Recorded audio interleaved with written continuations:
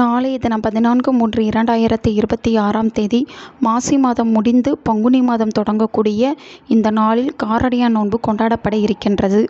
இன்றைய நாளில் சுமங்கலி பெண்கள் சிவபெருமானையும் பார்வதி தேவியமும் நினைத்து வீட்டில் வழிபாடு செய்து மஞ்சள் சரடை கழுத்தில் கட்டிக்கொண்டால் கணவனுக்கு ஆயுள் கூடும் என்பது ஐதீகம்.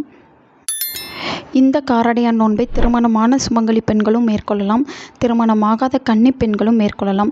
திருமணமான பெண்களுக்கு சுமங்கலி வரம் கிடைக்கவும், திருமணமாகாத பெண்களுக்கு எதிர்காலத்தில் நல்ல கணவன் அமையவும் இந்த விரதத்தை மேற்கொள்ளலாம். நாளைய தினம் அதிகாலை வேளையிலேயே பெண்கள் சுத்தபத்தமாக குளித்துவிட்டு பூஜை அறையில் விளக்கு ஏற்றி வைத்துவிட்டு இந்த விரதத்தை தொடங்கலாம். குறிப்பாக பெண்கள் இந்த விரதத்தை எதுவும் சாப்பிடாமல் இருந்து மேற்கொள்வது சிறப்பு. ஆனால் இன்றைய சூழ்நிலையில் ஆரோக்கியம் கருதி உங்கள் உடல் சூழ்நிலையை பொறுத்து விரதத்தை மேற்கொள்ளுங்கள். சாப்பிடாமல் விரதம் இருக்க வேண்டும் என்பது கட்டாயம் கிடையாது. நாளைய தினம் 14/3/2026 தாலி கயிறு மாற்றிக்கொள்ள வேண்டும் என்று நினைப்பவர்கள் காலை 7:30 மணியிலிருந்து 8:30 மணிக்குள் மாற்றிக்கொள்ளலாம்.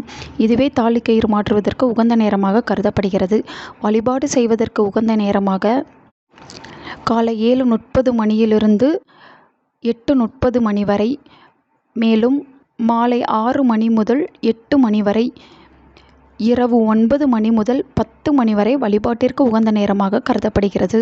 இந்த மேற்சொன்ன ஏதாவது ஒரு வழிபாட்டிற்குரிய நேரத்தில் பூஜை அறையில் விளக்கு ஏற்றி வைத்துவிட்டு வெற்றிலை பாக்கு பூ பழம் வைத்து காரமணியால் செய்யப்பட்ட கார அடை, இனிப்பு அடை, உருகாத வெண்ணெயை இறைவனுக்கு நிவேத்தனம் வைத்து மஞ்சள் சரடை வைத்து சிவபெருமானையும் பார்வதி தேவியும் மனதார நினைத்து வழிபாடை மேற்கொள்ள வேண்டும்.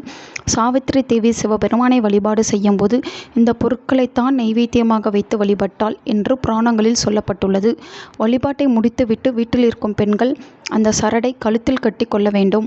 இதோடு சேர்த்து நாளைய தினம் சுமங்கலி பெண்களின் கையால் விரலி மஞ்சள், குங்குமம், ஒரு குங்குமச்சுமிழ் இந்த 3 பொருட்களையும் வாங்கி பூஜை அறையில் வைத்து வழிபாடு செய்து இந்த பொருட்களை தினமும் பயன்படுத்தி வரும்போது கணவன் மனைவிக்குள் ஒற்றுமை அதிகரிக்கும், தீர்க்க சுமங்கலி வரம் கிடைக்கும், குடும்பத்தில் மங்களம் உருவாகும். வாங்கிய குங்குமச்சிமிழில் குங்குமத்தை போட்டு பூஜை அறையில் அம்பாளுக்கு முன்பாக வைத்து இந்த வழிபாட்டை மேற்கொள்ளுங்கள். பிறகு அந்த குங்குமத்தை தினமும் உங்கள் கணவரின் நன்மைக்காக நெற்றியில் இட்டுக்கொள்ளுங்கள். நல்லதே நடக்கும். உங்கள் நண்பர்களுக்கும் உங்கள் உறவினர்களுக்கும் இந்த வீடியோவை ஷேர் பண்ணுங்கள். அவங்களும் இதை பற்றி தெரிஞ்சுக்கிடட்டும். ஆன்மீகம் டிவி தமிழ் சேனலை சப்ஸ்கிரைப் பண்ணுங்கள்.